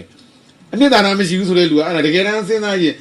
ဖရာတရားလူနဲ့နော်တကယ်ဖရာတရားအစ်စ်ဟုတ်လို့လားမဟုတ်ဘူးလွဲကြီးဗျဒီခန္ဓာကိုယ်ကြီးကဒီဟာကသဘာဝခန္ဓာအဲ့မှာဘုံဘုံခန္ဓာကိုနှမျိုးခွဲပြဒါကသဘာဝခန္ဓာဒီသဘာဝခန္ဓာကဒီသဘာဝဒုက္ခကပယ်လို့မရဘူးတင်းငယ်ငုံရောက်မှဆုံးမှာဒါလို့တော့ဖရာယဟန္တာအရိယာဖရာယဟန္တာအရိယာတွေတောင်မှဒီသဘာဝဒုက္ခကပယ်လို့မှမရဘဲနဲ့ရှိတယ်သူကဒါမှဖရာယဟန္တာကအာယုံအာတဝဆွဲလန်းလို့ဖြစ်ပေါ်လာတဲ့အာယုံအာတဝဥပါဒณะခန္ဓာတော့မရှိတော့ဘူးသဘာဝဒုက္ခတော့ရှိတယ်အာတဝဒုက္ခမရှိတော့ဘူးအခုခင်ဗျားတို့အဲ့မှာလူတွေကအဲ့မှာတရားသမားတွေလုပ်ပြီးမျက်စိတွေလဲပြီးလမ်းတွေလွဲနေတာလေအဲ့ဒါသဘာဝဒုက္ခမှမသိအာတဝဒုက္ခမှမသိပဲနဲ့ခန္ဓာ၅ပါးယုံနာ၅ပါးရတာဒုက္ခပါကွာဒုက္ခပါဆိုအဲ့မှာညံနေတဲ့အဖွားကြီးတွေကကြောင်ခေါ်လို့မရတော့ဘူးဘာလို့ဒီခန္ဓာကြီးဒုက္ခပါဆိုတော့သူတို့ကတရားထိုင်ရမှာကြောက်သွားပြီလေတကယ်တမ်းမဟုတ်ဘူးအာယုံအာတဝဒုက္ခကိုဘယ်ရမှာအဲ့ဒါကြောင့်လူကဒီဥစ္စာကညံမရှိရင်ဒီလိုဒုက္ခနှစ်ခုသဘာဝပေမရတဲ့သဘာဝဒုက္ခပေရမယ်အာတဝဒုက္ခဆိုတဲ့နှစ်ခုကိုကွဲများများခွဲခြားသိဖို့ဆိုလွယ်မလားဘာရှိမှရဉာဏ်ရှိမှရမှာဉာဏ်မရှိဘဲနဲ့မရဘူးအဲ့ဒါကိုဘုံဘုံကလူဘိန်းနေနားလေအောင်မျိုးစုံပြောရတာမျိုးစုံဟိုကလူဘိန်းနေနားလေအောင်မျိုးစုံပြောရတယ်ခင်ဗျားတို့လေမင်းမှာဆွဲထားတာဘာခေါ်မလို့ဆွဲကျူးဆွဲကျူးဆွဲကျူးအဲ့ဒါဆွဲကျူးကကိုအိတ်ခံဆိုဆွဲကျူးဆွဲတာဘယ်နှကုန်းလို့ဟမ်ခင်ဗျားတို့အဲ့မကြည့်ကြည့်အဲ့ကောင်မလေးဆွဲကျူးဆွဲတာဘယ်နှကုန်းလို့ကိုတကယ်မကြီးလေမင်းလည်းဆွဲတာကဲဘယ်နှကုန်းလို့ပဲဟမ်တကုန်းပဲ तू ကအဲ့ဒါကညင်ပဲဖြစ်လို့လေအဲ့ဒါကမကြီးတို့ကအမီမွေးကလေးက तू ကမီယိုဖလာအစင်အလားဓမ္မရာမျက်စိနဲ့ကြည်တာလေ तू ကဒေသနာမျက်စိမဟုတ်ဓမ္မမျက်စိမဟုတ်ဘူးလေ तू ကဟိုညင်အသားစက္ခုပေါ့မန္တစက္ခုနဲ့ကြည်ညာနာစက္ခုမပါဘူးတကယ်တမ်းမုံဆွဲကြိုးကနှစ်ကုန်းဆွဲကြိုးနှစ်ကုန်းဘုံဥပမာလေးပြမယ်စလိန်နဲ့ဆွဲထားတဲ့ဆွဲကြိုးကတကုန်းစလိန်နဲ့ဆွဲထားတဲ့ဆွဲကြိုးကတကုန်းစလုံးနဲ့ဆွဲထားတဲ့ဆွဲကြိုးကတကုန်းဘယ်နှကုန်းတော့နှစ်ကုန်းတော့အဲ့ဒါဘုံဘုံခင်ဗျားတို့အဲ့လိုဒီဆွဲကြိုးကခင်ဗျားတို့ဒုက္ခပေးတာစလိန်နဲ့ဆွဲတဲ့ဆွဲကြိုးကဒုက္ခပေးတာလားစလုံးနဲ့ဆွဲတဲ့ဆွဲကြိုးကဒုက္ခပေးတာလားဆိုဘယ်လိုပြောမလဲစလုံးနဲ့ဆွဲတဲ့ဆွဲကြိုးကဒုက္ခပေးတာအခုကဲဒီကမကြီးကအေးခံရသူကအိတ်နေရအကောင်မအေးဆိုးတဲ့ဟိုဆွဲကြိုးကဂျိတ်ပြုတ်ပြီးတော့မှဆွဲကြိုးလေးကအောက်ပြုတ်ကြတဲ့ခါကျတော့အဲ့ကဆွဲကြိုးလေးကိုကောက်ပြီးတော့မှသူ့အမေကကောက်ပြီးတော့မှဘူးလေးနဲ့ထည့်ပြီးတော့မှတကယ်သူမိကန်တက်တာလေးတဲ့သူထားတဲ့နေရာလေးကိုပြန်ထားတဲ့ခါကျတော့သူ့အမေကမနဲ့အစိုးယူမနေကစားတဲ့ဆုံးကျွတ်တင်လို့ဆိုဖိတ်ထားလို့သူသွားအစိုးကြီးသွားတော့အေးခံရအဲ့မဲ့အေးရတာအိတ်ရှိဘူးလို့နဲ့အေးရထားတဲ့ခါကျတော့မျက်နှာတက်တဲ့ခါကျတော့လေဘင်းကပေါ့ရှုကြီးဖြစ်အဲ့နဲ့စမ်းကြည့်တော့ဆွဲကြိုးကမပါတော့အေးငါဆွဲကြိုးပဲရောက်လည်းမသိဘူးဆိုပြီးတော့ဓမ္မကြီးအဲ့ရလေးလည်းဖွာပြစ်တာအဲ့မှာအကုန်လုံးအိမ်ပွားစလီတွေရိုက်ကုန်တခါနဲ့ရှာပြစ်တာဟုတ်တယ်မလားအဲ့နဲ့သူ့အမေပြန်လာတဲ့ခါကျတော့မှဟဲ့အိမ်နဲ့ပွားဆုံးနေရပဲဘာလို့လုပ်ရတော့ဟဲ့အိမ်ခိုင်မှညာသူအမေသမီးဆွဲကြိုးပြောက်လို့ပေါ့အော်ညီဆွဲကြိုးအဲ့မဲ့ညီအိမ်တော့အေးဂျီလေးပြုတ်ကြတယ်လို့ငါကောက်ပြီးသိနေတာအရင်နေရာမှာဆိုတော့ဓမ္မကြီးတို့စဉ်းစားကြည့်တဘာဝဆွဲကြိုးကသူ့ကိုနှိပ်စက်တာလားသူ့စာလုံးနဲ့ဆွဲထားတဲ့အာယုံအာတဝဆွဲကြိုးကသူ့ကိုနှိပ်စက်တာလားမေးရင်အာယုံအာတဝဆွဲကြိုးကခင်ဗျသူ့ကိုနှိပ်စက်တာနော်တဘာဝဆွဲကြိုးကနှိပ်စက်တာမဟုတ်ဘူးအဲ့လိုဆိုလို့ရှိရင်အဲ့ဆွဲကြိုးနဲ့အလားတရံတူပဲခင်ဗျားတို့လည်းဒီလိုပဲ तू ကတိုင်းပြည်ကိုကောင်းခြင်းလို့ကောင်းစီခြင်းလို့ဆိုတဲ့စိတ်ရင်းစေတနာမှနဲ့ခင်ဗျားတို့ဖွဲ့လုပ်နေတာနော်ဒါပေမဲ့စလိန်နဲ့ဆွဲကြိုးနဲ့စာလုံးနဲ့ဆွဲကြိုးနှကုန်းတို့ခင်ဗျားတို့ကွဲဖို့လိုတာပဲဟုတ်တယ်မလားတခါတလေခင်ဗျားတို့အာယုံနဲ့နှိမ့်ဆက်တာလေခင်ဗျားတို့မဖြစ်နိုင်တာတွေစောက်တွေးပြီးခင်ဗျားတို့မဖြစ်နိုင်တာတွေအာယုံပြုပြီးခင်ဗျားတို့ပူပန်းနေရင်ခင်ဗျားတို့ပဲပင်ပန်းပါလေဟုတ်တယ်မလားအဲ့တော့ကိုကပစ္စုပန်တဲ့လေးကိုအကောင်းဆုံးတတ်နိုင်ဆုံးအကောင်းဆုံးအစွဲမထားနဲ့ပေါ့အစွဲကင်းတဲ့ညံနဲ့သာလုပ်ရင်ခင်ဗျားတို့ချမ်းသာမှာ ဆွဲကြီးနဲ့ကတော့ပြင်မဆင်းရဲနုံဟုတ်တယ်မလားဆွဲစာလုံးနဲ့ဆွဲရင်ဆင်းရဲမှာပဲအဲ့ဆွဲကြိုးကနှစ်ကုန်းဟုတ်တယ်မလားဖုံကိုလို့ဟိုဟာလင်းကွန်ပျူတာကနေပြီးတော့လို့တာလိုင်းစင်းနဲ့ကားလှူထားရဲလို့ကားလှူထားတဲ့ခါကျပြင်မနာကိုသွားတော့ဟိုဘက်ကကြောက်ကားကြီးမောင်းလာတော့ကြောက်ကားကြီးကခဲပြုတ်ကြတာလားဘက်ခွမှန်တာလားမသိလိုက်ဘူးအဲ့မှာအုံယူကားကြီးတခါနဲ့ရှိမှန်နည်းနည်းလေးဟိုကွဲသွားကြည်သွားတာပေါ့ကွဲသွားတဲ့ခါကျအုံယူမှန်ကွဲသွားတယ်မှန်ကွဲသွားတဲ့ခါကျတော့ကားမှန်ကွဲတာလို့တဘာဝကားမှန်ကွဲတာတစ်ချက်တဘာဝကားမှန်ကွဲတာတစ်ချက်အာယုံအာတဝမှန်ကတတိယတိုင်းကွဲနေတာငါကားကြီးကွာမှန်ကွဲသွားတယ်ကွာငါကားကြီးကွာမှန်ကွဲသွားတယ်တတိယတိုင်းကွဲမနေဘူးလားခင်ဗျားတို့ရည်စရာများပြောနေတယ်အောင်နေခင်ဗျားတို့ပညာပေးနေတာဟုတ်တယ်မလားဟမ်တဘာဝမှန်ကတစ်ချက်အာယုံမှန်ကတတိယတိုင်းကိုကွဲနေတာ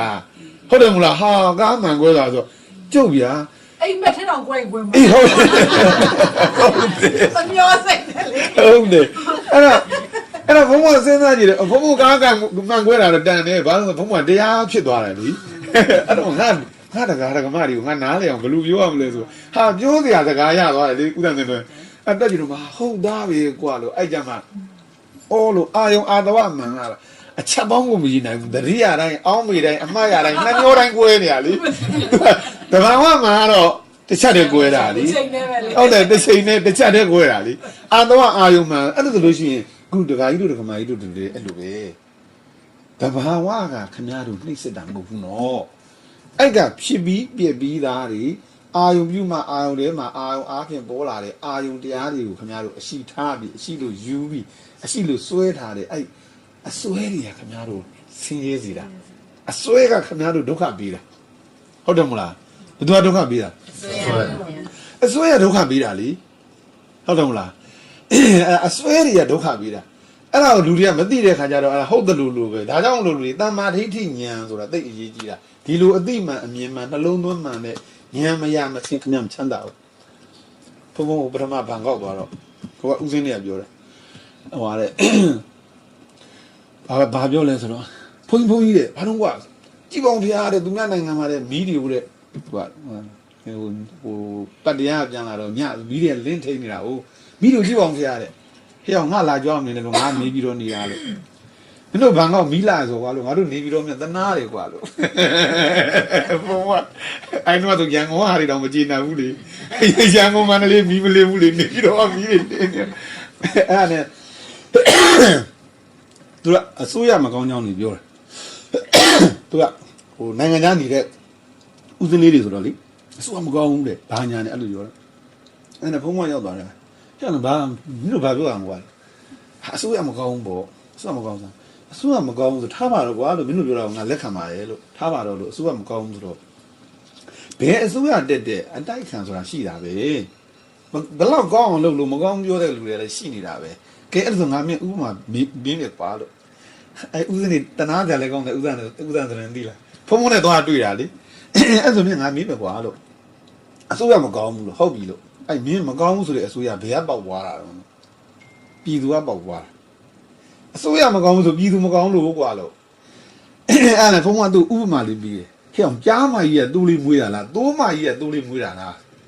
တိုးမကြီးကသူ့လေးမွေးတာဘို့ဖေရတယ်ကြားမကြီးကကြားလေးပဲမွေးတာတဲ့တိုးမကြီးကသူ့လေးအေးအဲ့ဒါဆိုအစိုးရမကောင်းဘူးဆိုရင်ဒါမင်းပြည်သူတွေကပေါက်ပွားတာကွာလို့အစိုးရဆိုပြည်သူတွေမကောင်းလို့အစိုးရမကောင်းတာဖုံကသူအဲ့လိုပြောတာမင်းငါပြောတာလက်ခံလားဆိုလက်ခံနေတဲ့အဲ့ကြတော့လေ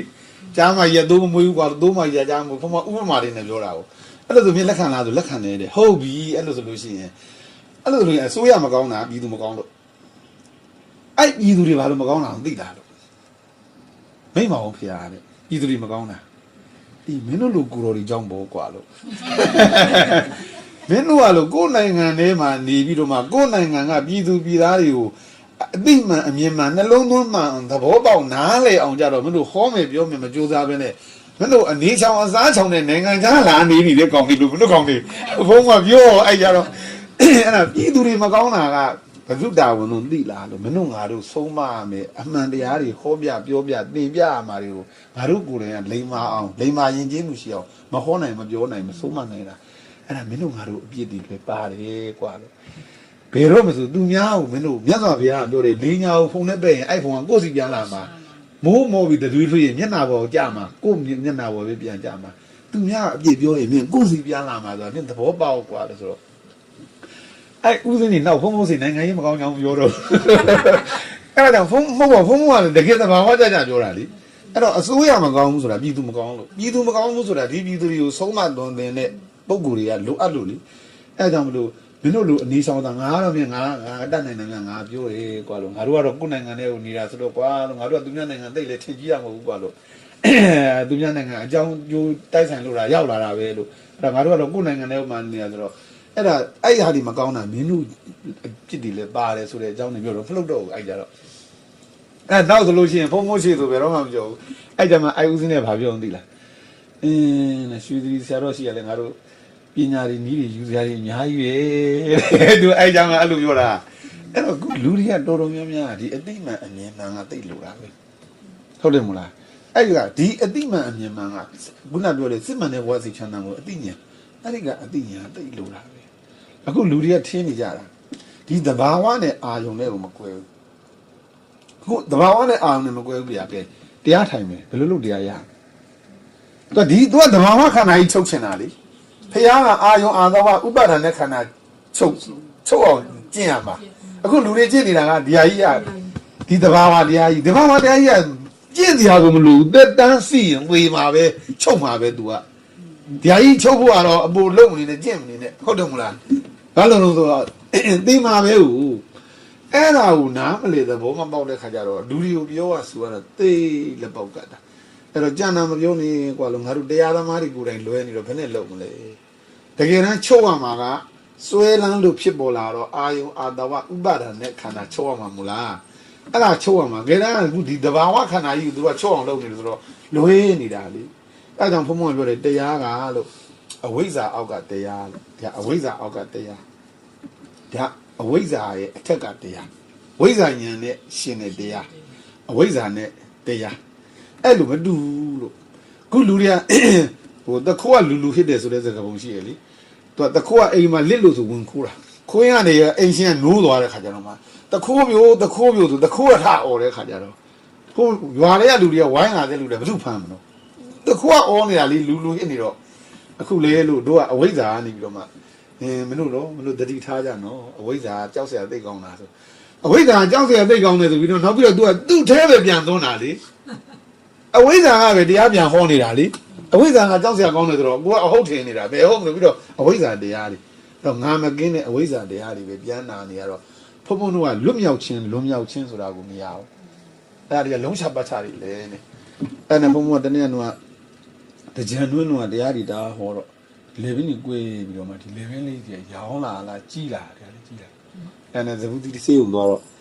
ဖုံဖုံနဲ့မြန်ခွဲပြမှာကောင်းပါတဲ့10ရက်နေစေးုံတဲ့17ရက်နေခွဲမယ်ပေါ့အဲ့နဲ့ဖုံဖုံတကားလေးခေါ်ပြီးတိုင်မြင်လိုက်တယ်ဟာဖုံဖုံခွဲမှတော့ဖရားတဲ့ဟိုယောဂစူးစူးကြီးတော့မဖြစ်တော့ဘူးနဲ့တူတယ်တဲ့အဲ့နဲ့ဖုံသွားစစ်လိုက်ပါအောင်နဲ့ဘန်ကောက်သွားတပည့်တော့လိုက်ပို့ရမလားတဲ့ရပါတယ်ကွာလို့သူသမီးရလည်းမင်္ဂလာဆောင်ရှိတယ်မှာအားတော့မအားဘူးရပါတယ်ကွာလို့ငါပဲသွားလိုက်ပါမယ်ဆိုတော့ဖုံသွားစစ်တော့ဟိုကြတော့ဒီကောင်လေးကအသားစာလေးယူပြီးတက်ခွဲလိုက်တော့ခွဲစရာမလိုဘူးသူကအန်ဒီမရှိဘူးဒီကောင်ကအစိတ်တောက်လည်းမထုတ်ဘူးဟိုကင်ဆာလည်းမဟုတ်ဘူးမဟုတ်တဲ့အတွက်သူကခွဲစရာမလိုဘူးအဲ့နဲ့ခွဲစရာမလိုဆိုအဲ့မှာဖုံးမတဲတဲ့စက်ယုံမှာငကနီစက်ယုံမှာဖုံးမတရားဟောတာအဲ့တော့ဒကာကြီးကလာတော့အခါတရားဟောတဲ့ခါကျတော့လူတွေသိလို့ရှိရင်လို့အပယ်လေးပါးကိုသွားတယ်လို့လူတွေသိလို့ရှိရင်အပယ်လေးပါးကိုဘာလို့အပယ်လေးပါးကိုသွားတာတော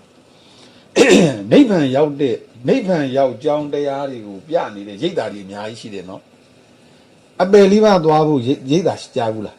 ကြားဘူးမရှိပါဘူးမရှိဘူးနော်မရှိပါဘူးဒါမရှိတာနော်အပယ်လေးပါးကြားတဲ့လူတွေအများကြီးနိဗ္ဗာန်ရောက်တဲ့လူကနည်းတယ်တကယ်စဉ်းစားစရာလေအပယ်လေးပါးသွားအောင်ကျင့်တဲ့ရိတ်တာကတော့မရှိပါဘူးတခုမှမရှိဘဲနဲ့အပယ်လေးပါးသွားတဲ့သူတွေကများတာနော်အဲ့နဲ့ဘုံကအပယ်လေးပါးကိုမလုပ်သွားတော့လို့လောဘနဲ့တည်လူတွေကလောဘနဲ့တည်လို့ရှိရင်ပိဋ္ဌာနဲ့အတူတူကဲဒေါသနဲ့တည်ရင်ငရဲမောဟနဲ့တည်တိရစ္ဆာန်လောဘနဲ့တည်တော့ ပိတ်တာနဲ့လောဘအကြီးစားအတူတကယ်ပေါ့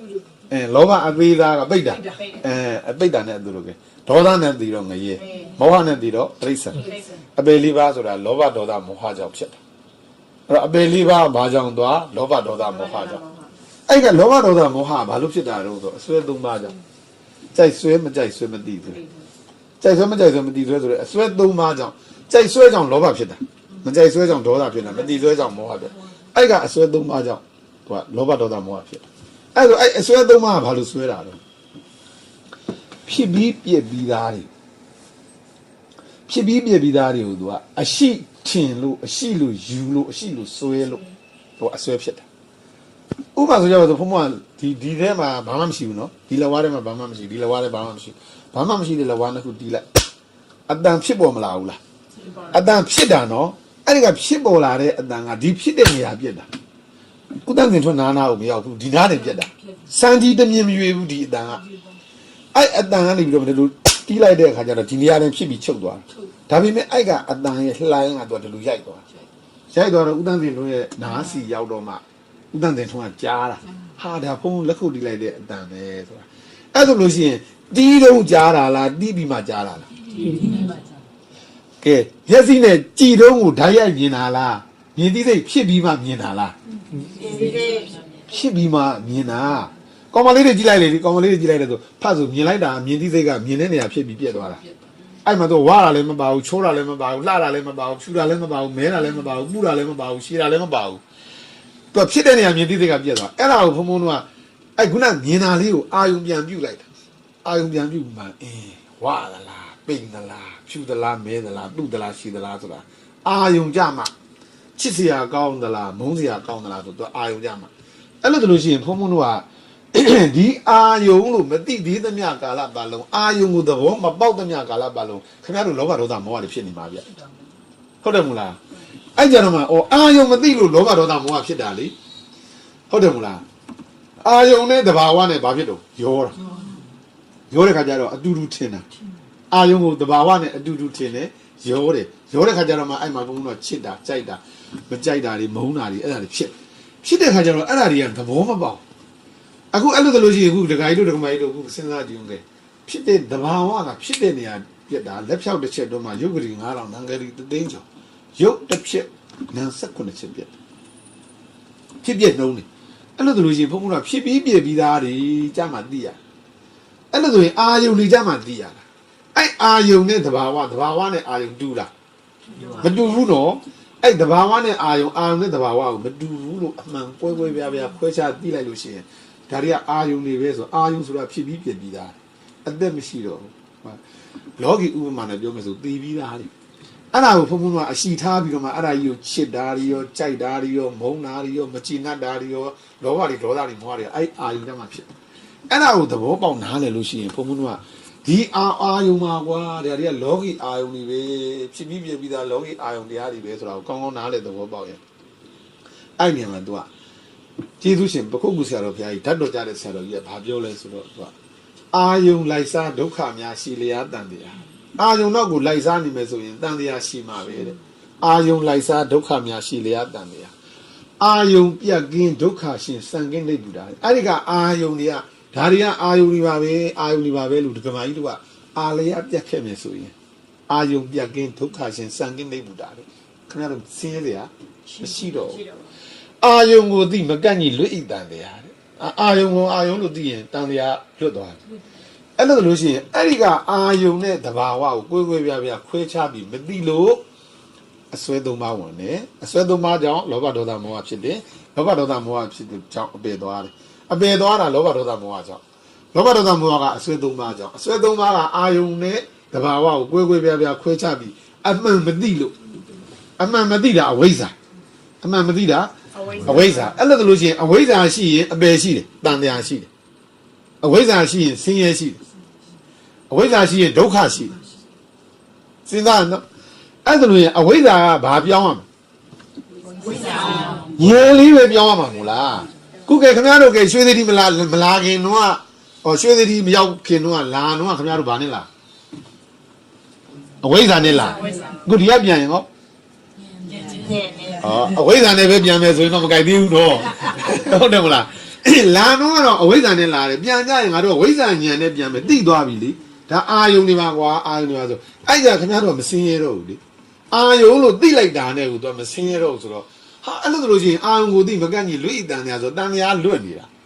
အဲ့တော့အော်ဒါတွေကအာယုန်တွေကိုအရှိထားပြီးသူကအတိမားတဲ့စိတ်တွေကြောင့်တန်ညာလေလားအဲ့ဟာလေးကိုသဘောမိန်းလေးကိုများသိရင်ဘယ်လောက်ကောင်းမလဲအဲ့တော့ဘုံကအဲ့ဒါကြောင့်မလို့ဟာတာကအာယုံဟာတာတဘာဝအဲ့ဒါကိုမသိတာအဝိဇ္ဇာရှိရင်ဒုက္ခရှိတယ်တန်တရားရှိတယ်အပယ်ရှိတယ်အဝိဇ္ဇာမရှိရင်တန်တရားမရှိဘူးအပယ်မရှိဘူးဒုက္ခမရှိတော့အဲ့လိုဆိုရင်အဝိဇ္ဇာကဝိဇ္ဇာဉာဏ်ပြောင်းရမှာလေဟုတ်တယ်မလားအခုအဲ့ဒါကိုစဉ်းစားကြည့်ဒီအတိအမှန်အမြင်မှန်နှလုံးသွင်းမှန်မပါဘဲနဲ့ခင်ဗျားတို့တရားကျင့်တယ်ဒီလိုမသိဘဲနဲ့ကျင့်မှာနော်မသိဘဲနဲ့ကျင့်တာမသိတာကအဝိဇ္ဇာကျင့်တာကစရဏအဝိဇ္ဇာစရဏဖះဟောတာကဝိဇ္ဇာစရဏအခုလူတွေလုပ်နေတာကကဲအဲ့လိုချမ်းသာကွန်း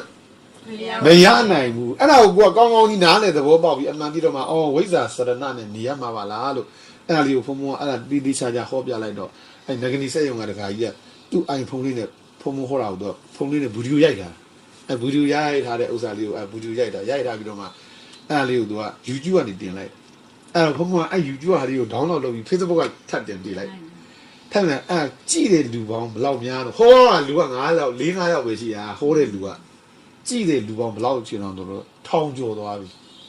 1100ကျော်1200လောက်ဖြစ်သွားပြီလူ1000လောက်ဆိုရင်ကျုပ်ကမလီအဖို့အကျိုးတွေရောဟွာတွေရောအများကြီးကုန်ပါ Facebook အကျိုးကျေးဇူးလေအဲ့ဒါလေးကို Facebook ကတင်လိုက်တာလူတွေ1000ကျော်သွားပြီဒါအေးခိုင်တဲ့တောင်ရှိတော့တယ်ဥတ္တမနဲ့လည်းရှိတော့တယ်ပို့ဖုံတော့ပို့တာလားမသိဘူးအဲ့ဒါတေးချာစဉ်းစားကြည့်အဲ့လိုဆိုလို့ရှိရင်ဒီအတိမှန်အမြင်မှန်လေးမရသမျှကာလပါလို့ခင်ဗျားတို့တိုင်းပြည်တာဝန်ထမ်းဆောင်နေတယ်လွတ်တော်အမတ်တွေလုပ်နေလေခင်ဗျားတို့စိတ်တွေဆင်းရဲနေတာဒီဉာဏ်မရှိဘဲနဲ့လုပ်နေတော့လေသူရွှေစီရဲ့ပြန်ရင်တော့ခင်ဗျားတို့ပျော်ကြီးလုပ်ရမှာနော်အာယုံတော့ငါတို့မလိုက်တော့ဘူးငါတို့ကသိသွားပြီလေချမ်းသာတာနဲ့ဟုတ်တယ်မလားအဲ့ကြမှာတခါကြီးဥစ္စာဆိုတော့အောင်မြင်ပါလေဒါမို့ဆိုရင်ခင်ဗျာအောင်မြင်မဲ့ထင်သလားအောင်မြင်ဘူးဟုတ်တယ်မလားအဲ့တော့ခုကစိတ်ချမ်းသာပြီးတော့မှဟာဟုတ်သားပဲဝိဇ္ဇာဉာဏ်နဲ့ဆိုတော့အခုတကြံတွန်းကဟိုတနည်းတော့ကလေးမလေးတယောက်ဟိုမလေးရှားပြန်လာတယ်မလေးရှားကနေပတ်စံတွေပို့တယ်သူ့အမေကသုံးပြတာကုံရောကလေးမလေးပြန်လာတော့ပတ်စံမရှိတော့အဲ့နဲ့သူကဒီမှာအလုပ်လုပ်တယ်နေပြီးတော့မှအလုပ်လုပ်ပြီးတော့စင်ကာပူသွားကြတာတဲ့အလုပ်လျှောက်တာလျှောက်လို့မရဘူးအဲ့ဒါနဲ့သူဒီမှာလာတရားထိုင်သီလရှင်ဝတ်တရားထိုင်ဖုံဖုံရေးတဲ့တရားကျေးဇူးများအံ့ဩစရာကောင်းတာတဲ့သူကမပြောတတ်တော့ဖုံဖုံကျေးဇူးများတဲ့ဒါအံ့ဩစရာကောင်းတာတဲ့ဟုတ်ဘူးလို့ငါကျေးဇူးမဟုတ်ဘူးလို့တရားကျေးဇူးလို့အဲ့ဒါသူတရားလဲသီလရှင်လဲထွက်ကြရောဟိုကစင်ကာပူကနေပြီးတော့မှလူတွေ500ခေါ်တာ500လျှောက်တာ2ယောက်တည်းခေါ်မှာသူတယောက်ပါတော့အခုမင်းတည်းဖုံးဆက်တယ်အခုသူလေလက်မှတ်လေလေနဲ့ဟိုရပြီတဲ့သွားတော့မယ်တဲ့ဘာလို့3လအစမ်းကန့်ကိုသူကကြိုးစားမှာပေါ့ဗျာတဲ့အဲ့ဒါကိုသူကအတီးပြုတ်မှသူကဟိုဘက်ဆက်ခံမှာပေါ့လေအဲ့ကလေးမလေးကပြောပြတယ်သူတို့အဖွဲ့တွေဒီမှာတရားလာထိုင်တာတဲ့ကြံတွန်းတရားထိုင်ပြီးတော့စိတ်ဓာတ်တွေအကုန်ပြောင်းကုန်တာဘုံဘုံစီအဲ့လိုဖုံးခဏဆက်ကြဒီလိုသိလိုက်တာနဲ့အရင်တော့အဖွားကြီးတွေတရားအားထုတ်တဲ့အဖွားကြီးတွေလေမနေ့ကတော့ကလေးမလေးတယောက်လာသေးတယ်ဟိုစီပင်းကတက္ကမကြီးတော့ခင်စမ်းမြင့်တူမလေးလာပြီအဲ့သူ့ရင်သူ့ဟိုအဖွားတယောက်တက်ကြီးတဲ့အဖွားကြီးတယောက်ကိုသူကတရားကြောင်းလေးပြောပြတော့အေးငါတို့များအားထုတ်နေကြလာပြီညီတို့ကဘယ်လိုလုပ်တည်လို့မပြောတယ်တို့ကတပီးတို့ကရွှေသီးဆရာတို့ကသင်ပြီးရလို့ပြောရဲတဲ့အေးတဲ့ညီတို့အားထုတ်တဲ့ညီလေးကချမ်းသာတာနဲ့လွယ်လွယ်လေးချမ်းသာတာလေးနဲ့အားထုတ်ရတာငါတို့များအေးတဲ့ကြားလာနေပြီလေဒီလိုသဘောမပေါက်ဘူးပေါ့လေအဲ့ဒါကြောင့်မလို့သူကတရားလေးကိုတကယ်ဒီလိုအသိမှန်အမြင်မှန်နှလုံးသွင်းမှန်လေးနဲ့ခုကြတော့ခင်ဗျားတို့နာဘူးထားပြီဆိုတော့တယောက်နဲ့တယောက်လက်တို့ပေါ့ဗျာဟုတ်တယ်မလားအဲ့ဒါကြောင့်မလို့သူကတကယ်တမ်းကအခုလူတွေဆင်းရဲဆိုတာစွဲစရာမရှိဘဲနဲ့စွဲစရာမဟုတ်တာကိုစွဲစရာလုပ်ပြီးစွဲလို့ဆင်းရဲတာဟုတ်တယ်မလားအဲ့ဒါကြောင့်မလို့အဲ့ဒါကိုတီးတီးချာချာနားလေသဘောပေါက်ပြီးအမှန်သိဖို့လိုတာပဲစွဲစရာမဟုတ်တာကိုစွဲစရာလုပ်ပြီးဆိုရင်တော့ဆင်းရဲတော့မှာအဲ့ဒါကြောင့်စွဲစရာမရှိဘူးအစွဲတုံညအစင်တုံညအာယုံတုံညလောကတုံညအဲ့ဟာကိုဒါဉာဏ်ပိုင်ဉာဏ်ခိုင်အောင်သိမြင်ဖို့ရမယ်ဆိုခင်ဗျားတို့ချမ်းသာတော့စိတ်ချမ်းသာမှလေခင်ဗျားတို့စိတ်ချမ်းသာမှခင်ဗျားတို့တိုင်းပြည်ကိုခင်ဗျားတို့ချမ်းသာအောင်လုပ်နိုင်မှာဟုတ်တယ်မို့လားခင်ဗျားတို့ကစိတ်ဆင်းရဲနေတော့မကြိုက်သေးဘူးတယောက်နဲ့တယောက်ဂုံပြိုင်ပြီးငါမှန်သူမှားတွေနဲ့လုပ်နေလို့ကတော့ခင်ဗျားတို့လွတ်တော်ကြီးလည်းစိတ်ချမ်းသာမှာမဟုတ်ဘူးဟုတ်တယ်မို့လားလွတ်တော်ဝန်ထမ်းတွေလည်းစိတ်ချမ်းသာမှာမဟုတ်ဒီလိုအသိဉာဏ်နေတာရရင်ခင်ဗျားတို့ချမ်းသာမှာပဲ တော်ပဲချိန်တက်ရတာ လောက်ရှိတယ် ဟုတ်ပြီဟုတ်ပြီ တော်တော်ဒီနေ့လေတက်နေလို့မှာဖြစ်ဒါပေမဲ့တော်တော်မှာမင်းငွေတွေပွဲရှိတာစီဝေးတွေရှိတယ် တဲဟုတ်ပြီအဲကြောင့်မလို့ဘုံကတော့ခင်ဗျားတို့အကုန်လုံးကိုဝိဇ္ဇာဉာဏ်လက်ဆောင်လေးပြီးလိုက်တာပါပဲအဝိဇ္ဇာကနေဝိဇ္ဇာဉာဏ်လေးပြောင်းပြီးတော့မှအရာရာမှာအတိမှန်အမြင်မှန်နှလုံးသွင်းမှန်နဲ့လားကျင့်ကြံကြိုးကိုပွားများအားထုတ်သွားမယ်ဆိုရင်ကာယဒုက္ခကိုယ်ကြမ်းမှခြင်းစိတ်ဓာတ်ဒုက္ခစိတ်ချမ်းသာခြင်းနဲ့မပြည့်စုံနိုင်ဘူးလားပြည့်စုံနိုင်တယ်အဲ့ဒါဒီခန္ဓာကိုယ်ကြီးကအနှစ်သာရမရှိတဲ့ခန္ဓာလားအာယုခန္ဓာကအနှစ်သာရမရှိတဲ့ခန္ဓာလားမေးရင် အာယုခန္ဓာကအနှစ်သာရ အနှစ်သာရမရှိတာအာယုခန္ဓာကမရှိတာနော်ခင်ဗျားတို့စိတ်ပြည့်စိတ်ညစ်စိတ်ချင်အောင်ဒီခန္ဓာကြီးကလောက်တာလားအာယုခန္ဓာကလောက်တာလားအဲ့မှာအာယုခန္ဓာကြီးကိုခင်ဗျားတို့အရှိထားတဲ့မြတ်ကာလဘယ်လိုဆင်းရဲနေမှာပဲဒါကြောင့်မလို့ဒီပြီးတော့ဟုတ်သားပဲဝိဇ္ဇာစရဏဆိုတာအတိမှန်ဒီအတိမှန်အမြင်မှန်နှလုံးသွင်းမှန်နဲ့ကျင့်ရ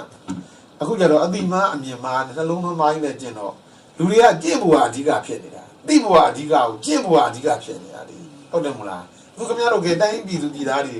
ကတိုင်းပြည်ချမ်းသာခြင်းနဲ့ဆိုရင်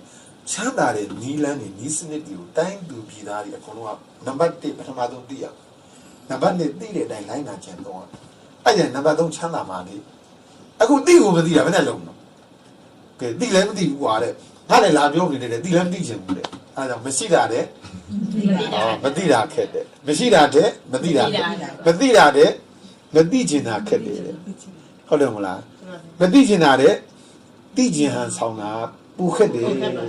သိချင်ဟန်ဆောင်တာတဲ့သိပြီးပြီလို့ထင်ရင်အကက်ဆုံးနဲ့ဟုတ်တယ်မလားသိပြီးပြီဆိုတော့သွားပြီလေတတ်တယ်ဘာမှမပြောမရတော့ဘူးဟုတ်တယ်မလားအဲ့ဒီကခက်ကြီးဟုတ်တယ်မလားခက်တယ်အဲ့ဒါတွေကိုကိုကနေပြီးတော့မှဆွဲသုံးပါကင်းတဲ့ဝိဇ္ဇာဉာဏ်လေးနဲ့ဘာလို့တိုင်းပြည်ပေါ်မှာနောက်ပြီးတော့လေတခါတလေကျတော့လွဲတတ်တာရှိရနော်ကိုအိမ်သားတွေအပေါ်မှာမိသားစုအပေါ်မှာကိုသားသမီးလေးတွေအပေါ်မှာတောင်စီရနာမေတ္တာမထားနိုင်တဲ့သူကတိုင်းပြည်သားဝင်ဒီထမ်းဆောင်ပါသေးတယ်ဆိုတာထမ်းဆောင်နေတယ်ဆိုတာကျုပ်ကတော့ပြောရမယ်ဆိုရင်တော့မကောင်းဘူးကိုမိသားစုကိုဇနီးမယားကိုသားသမီးများအပေါ်မှာတောင်စီရနာမေတ္တာအပြည့်အဝမထားနိုင်တဲ့သူတယောက်ကတိုင်းပြည်သားဝင်ထမ်းဆောင်နေတယ်ဆိုတာဘယ်လိုလုပ်ပြီးစီရနာမှမေတ္တာမှနဲ့ထားနိုင်လဲအရာတိုင်းမှာအဲ့လိုလေးတွေကသိရေးကြီးရနော်ဟုတ်တယ်မလားအဲ့ဒါကြောင့်အဲ့တကယ်ကိုစိတ်ကောင်းစေတနာကောင်းလေးတွေစိတ်ကောင်းမြတ်မွန်မြတ်တဲ့စိတ်နဲ့စိတ်ထားလေးတွေနဲ့နေသွားမယ်ဆိုရင်တကယ်ကျင့်တတ်စရာကောင်းစရာယူမယ်ဟုတ်တယ်မလားအဲ့ဒါကြောင့်ခင်ဗျားတို့တတ်နိုင်တယ်မြတ်ဒကမာကြီးရဲ့မွေးနေ့တနေ့နေ့မြောက်မွေးနေ့93နှစ်မွေးနေ့ကောင်းပါလေဗျာမွေးနေ့ဆိုတော့လေမွေးနေ့ကုသိုလ်တွေလည်းအများကြီးပါပဲတပည့်တွေလည်းလုပ်ကြမှာပါပဲနော်အဲ့တော့မွေးနေ့ကိုအကြောင်းပြုပြီးကောင်းမှုမင်္ဂလာဖြစ်ပါစေခြင်းအကျိုးဟာဆိုကဲခုစဉ်းစားကြည့်ဒီခုနပြောတဲ့သဘာဝခန္ဓာကြီးကကဲမွေးနေ့လုပ်လို့ရတာလေအာယုံအာသောခန္ဓာခင်ဗျာမွေးနေ့လုပ်လို့မရဘူးဟုတ်တယ်မလားသဘာဝခန္ဓာအဲ့ဒါကြောင့်မလို့ဒကမာကြီးရဲ့90နဲ့ဟုတ်လား3နှစ်ပြည့်မွေးနေ့အလူမင်္ဂလာပွဲမှာဆင်ရင်ကျင်းပတဲ့အလူမင်္ဂလာပွဲမှာကာယဒုက္ခကိုယ်ကြမ်းမှခြင်းစိတ်ဒုက္ခစိတ်ချမ်းသာခြင်းနဲ့ပြည့်စုံအောင်ကြင်ကြံကြိုးကိုပွားများအားထုတ်နိုင်ကြပါစေကုန်သတည်း